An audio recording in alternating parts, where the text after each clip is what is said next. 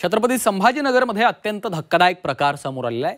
शेतामध्ये नुकसानीचे पंचनामे सुरू असतानाच शेतकऱ्यानं महसूल अधिकाऱ्याच्या समोरच विहिरीत उडी मारून आत्महत्या केली आहे। पैठण तालुक्यातील खादगावात ही घटना घडलेली आहे। संजय शेषराव पोहकडे असं या शेतकऱ्याचं नाव आहे। दोन्ही बाजूंनी नालीचं खोदकाम झाल्यामुळे त्यांना शेतात जायला रस्ता नव्हता, तर शेतामध्ये पाणी साचू लागलं। त्यांनी या संदर्भात अनेकदा महसूल अधिकाऱ्यांकडे तक्रारही केली होती। मंगळवारी अधिकारी पंचनामा करत असताना कोहकडे यांनी आपली व्यथा सांगितली, मात्र अधिकाऱ्यानं त्यांना झापल्याने ते संतापले आणि त्यांनी थेट विहिरीकडे धाव घेत अधिकाऱ्याच्या समोरच विहिरीत उडी घेतली। ग्रामस्थांनी त्यांना वाचवण्याचा प्रयत्न केला, मात्र त्यांचा मृत्यू झाला।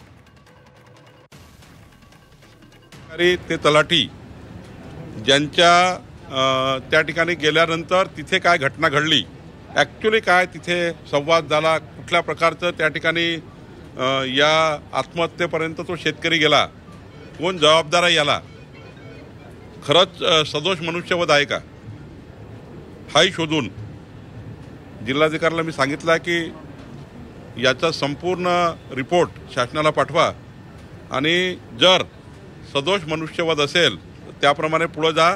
त्या संपूर्ण घटनेची चौकशी हे जिल्हाधिकारी करत आहे। उद्यापर्यंत चौकशी रिपोर्ट येईल।